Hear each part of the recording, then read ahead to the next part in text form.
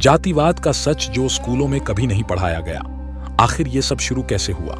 क्या आपने कभी सोचा है कि एक बच्चा पैदा होते ही ब्राह्मण, क्षत्रिय या शूद्र कैसे हो जाता है? क्या उसके डीएनए में जाति कोड होता है या फिर ये सब हमने खुद बनाया है?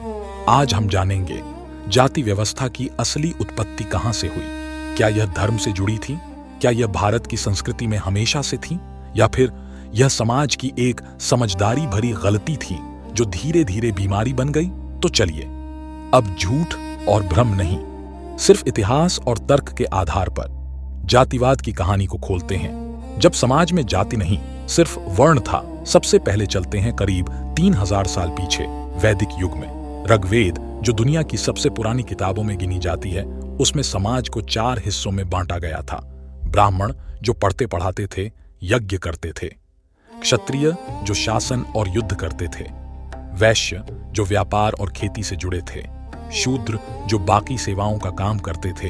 अब गौर करने वाली बात यह है, इस समय तक ये वर्ग जन्म से नहीं बल्कि कर्म से तय होते थे। यानी अगर कोई ब्राह्मण का बेटा है लेकिन वह शस्त्र विद्या में माहिर है तो उसे क्षत्रिय माना जा सकता था। जाति नहीं थी, काम के आधार पर समाज चल रहा था। पुरुष सूक्त और जाति का पहला बीज ऋग्वेद में एक प्रसिद्ध मंत्र है, पुरुष सूक्त, जिसमें कहा गया ब्राह्मण उसके मुख से, क्षत्रिय उसकी भुजाओं से, वैश्य उसकी जांघों से और शूद्र उसके पैरों से उत्पन्न हुए।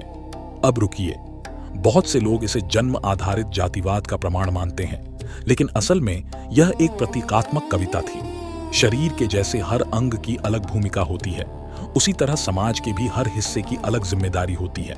लेकिन यहीं से पहला बीज पड़ गया कि कौन ऊपर कौन नीचे, कैसे कर्म आधारित वर्ण धीरे धीरे जन्म आधारित जाति बन गया। समय बदला, लोग एक जगह बसने लगे, गांव बने, खानदान बने और लोग अपने काम को पीढ़ियों तक करने लगे। ब्राह्मणों ने यज्ञ किया और उनके बच्चे भी यज्ञ करने लगे। लोहार ने लोहे का काम किया और उसका बेटा भी वही करने लगा। धीरे धीरे समाज ने यह मानना शुरू किया कि जो ब्राह्मण के घर पैदा हुआ वही ब्राह्मण है, जो चर्मकार के घर पैदा हुआ वही चर्मकार है। यहीं से जातिवाद का जन्म हुआ और यह बीमारी बनने लगी। एक मजेदार तथ्य, ऋषि विश्वामित्र, जिन्होंने गायत्री मंत्र लिखा, वो खुद एक क्षत्रिय थे, ब्राह्मण नहीं। वाल्मीकि, जिन्होंने रामायण रची, वो शूद्र जाति के माने जाते हैं। तो सोचिए, अगर आज की जातिवादी सोच उस समय होती तो क्या ये दोनों महापुरुष कहे जाते? आपने नाम सुना होगा, मनुस्मृति। कई लोग इसे हिंदू समाज का संविधान मानते हैं, लेकिन क्या आप जानते हैं यही किताब जातिवाद को जन्म से जोड़ने का सबसे बड़ा कारण बनी? कैसे? आइए देखते हैं। मनुस्मृति, जन्म आधारित जाति का कानून। मनुस्मृति, जो लगभग 2000 साल पुरानी मानी जाती है, ने पहली बार साफ शब्दों में कहा, ब्राह्मण जन्म से श्रेष्ठ है, शूद्र जन्म से नीच है और शूद्र का काम सिर्फ सेवा करना है। यहीं से जातिवाद का धार्मिक औचित्य बना दिया गया। अब कोई भी शूद्र चाहे कितना भी विद्वान हो, उसे ब्राह्मण की बराबरी नहीं मिल सकती थी। 2. बौद्ध और जैन विद्रोह, जातिवाद की पहली बड़ी हार। लेकिन समाज में हर कोई इस व्यवस्था से खुश नहीं था। गौतम बुद्ध और महावीर ने इसका सीधा विरोध किया। बुद्ध ने कहा, कर्म ही इंसान की पहचान है, जन्म नहीं। चाहे कोई राजा हो या चर्मकार, ज्ञान और करुणा से ही श्रेष्ठता तय होगी। परिणाम, हजारों लोग ब्राह्मणवादी जातिवाद को छोड़कर बौद्ध और जैन धर्म में शामिल हो गए। सम्राट अशोक ने तो बौद्ध धर्म को पूरी तरह राज्य का धर्म बना दिया। जाति की जकड़न कमजोर हुई। लेकिन कहानी यहीं खत्म नहीं होती। जब जातिवाद और कठोर हुआ, उत्तर वैदिक युग से मध्यकाल तक बौद्ध धर्म की गिरावट के बाद ब्राह्मणवाद ने एक बार फिर वापसी की, लेकिन इस बार और ज्यादा कठोरता के साथ। पेशा पीढ़ियों में लॉक हो गया। लोहार का बेटा लोहार ही बनेगा, ब्राह्मण का बेटा ब्राह्मण ही बनेगा। खान पान, शादी, गांव तक बंट गए। ऊंच नीच की दीवारें खड़ी हो गईं। अस्पृश्यता, इसी भक्ति आंदोलन, जातिवाद के खिलाफ नई क्रांति मध्य में कबीर, रैदास, मीरा, तुलसी जैसे संतों ने फिर से इस व्यवस्था को चुनौती दी। कबीर ने कहा, जात पात पूछे नहीं कोई, हरि को भजे सो हरि का होई। ये आवाजें शक्तिशाली थीं, लेकिन जातिवाद की जड़ें इतनी गहरी थीं कि इसे पूरी तरह मिटा नहीं पाईं। एक रोचक तथ्य आपको जानकर हैरानी होगी, कई यूरोपीय यात्रियों जैसे फाहियान और ह्वेनसांग ने भारत आकर लिखा कि भारतीय समाज की जाति व्यवस्था दुनिया की सबसे जटिल सामाजिक संरचना है। आपको क्या लगता है कि जातिवाद सिर्फ धर्म या समाज की देन है? नहीं, एक बहुत बड़ा रोल ब्रिटिश सरकार का भी है। हैरानी की बात यह है कि अंग्रेज जातियों को समझ नहीं पाए, लेकिन उन्होंने जातिवाद को भारत की रगों में बैठा दिया। ब्रिटिश आए और जाति को फाइल नंबर बना दिया। जब अंग्रेज भारत पर राज करने लगे, उन्हें भारत की विविधता एक समस्या लगी। उन्होंने कहा, अगर हमें भारत को कंट्रोल करना है तो हमें इसे बांटना होगा, धर्म से, भाषा से और जाति से। 1871 में हुई पहली जाति आधारित जनगणना। हाँ, आपने सही सुना।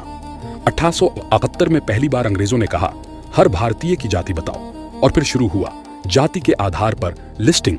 निचली जातियों को क्रिमिनल ट्राइब्स घोषित करना, ऊंची जातियों को प्रशासन में प्राथमिकता देना। जाति अब सिर्फ एक पहचान नहीं, वह सरकारी कैटेगरी बन चुकी थी। अंग्रेजों की डिवाइड एंड रूल नीति में जाति सबसे कारगर हथियार बनी।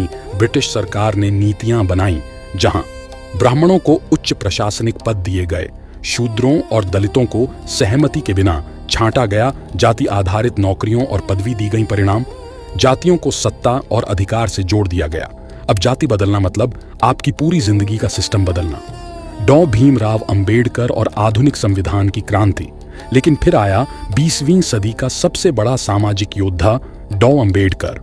उन्होंने जातिवाद को सीधा चुनौती दी और कहा, अगर मुझे दो में से एक चुनना हो, भगवान और जाति विहीन समाज, तो मैं जाति विहीन समाज चुनूंगा। उन्होंने भारत का संविधान लिखा जिसमें यह स्पष्ट किया गया, हर नागरिक बराबर है, कोई जाति ऊंची या नीची नहीं है, अस्पृश्यता अपराध है। लेकिन क्या वाकई आज जातिवाद खत्म हो गया है? नहीं, शादी आज भी जाति देखकर होती है, पंचायतों और गांवों में आज भी अस्पृश्यता है, चुनाव आज भी जाति के आधार पर लड़े जाते हैं। जातिवाद अब धार्मिक नहीं बल्कि राजनीतिक और सामाजिक गेम बन चुका है। एक जरूरी सवाल आपसे, क्या आप खुद को पहले एक इंसान मानते हैं या अपनी जाति से पहचानते हैं?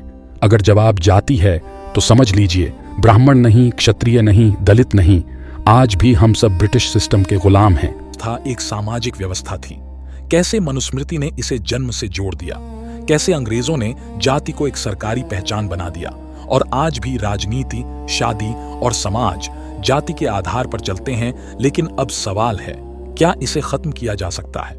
जाति खत्म करने के लिए समाज को नहीं, सोच को बदलना होगा।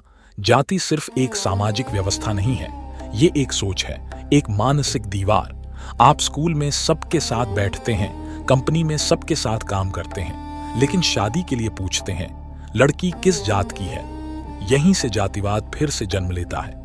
कानून ने बराबरी दी है, लेकिन व्यवहार ने नहीं। संविधान कहता है सब बराबर हैं, स्कूल, नौकरी, अस्पताल सबके लिए खुले हैं। आरक्षण जैसे कदम सुधार की कोशिश है, लेकिन अगर आपके दिमाग में अब भी कोई जाति ऊंची और कोई नीची है तो जातिवाद जिंदा है। अगली पीढ़ी को जाति का जहर न दें। बच्चा जब जन्म लेता है वो मुसलमान, हिंदू, ब्राह्मण, शूद्र कुछ नहीं होता। उसे समाज सिखाता है ये मत छू, वो दूसरी जाति का है। अगर हम अपनी नई पीढ़ी को सिर्फ इंसानियत सिखाएं तो जातिवाद अपने आप खत्म होने लगेगा। जाति मिटेगी तब जब हमें उसकी जरूरत नहीं रहेगी। आज भी जाति वोट बैंक है। आरक्षण की वजह से जाति को बार बार गिना जाता है, लेकिन जिस दिन हर गरीब को, हर जरूरतमंद को सिर्फ इंसान समझकर मदद दी जाएगी, उसी दिन जाति का अस्तित्व मिटने लगेगा। अंतिम सवाल, आप क्या करेंगे? आपका व्यवहार क्या दिखाता है? क्या आप नौकर, पड़ोसी, शादी, दोस्ती सब में जाति देखते हैं, या फिर आप इंसान को इंसान की तरह देखते हैं? जातिवाद कोई सांप नहीं है जिसे मार दिया जाए। यह एक छाया है जो हमारे भीतर पलती है, और इस छाया को मिटाने की शुरुआत आपसे हो सकती है। आइए निष्कर्ष में एक बात याद रखें, जाति न भगवान ने बनाई न प्रकृति ने। यह इंसान का बनाया हुआ सबसे खतरनाक भ्रम है, और इस भ्रम को तोड़ने का एक ही तरीका है, सोच बदलो, पहचान बदलो। अगर आपको लगता है कि यह कहानी आपके मन की बात थी या आपकी आंखें खोलने में कामयाब रही, तो कमेंट में जरूर लिखिए, मैं जाति नहीं इंसान बनना चाहता हूं। और इस वीडियो को शेयर कीजिए, क्योंकि जातिवाद को हराने के लिए कोई हथियार नहीं, सिर्फ समझ चाहिए।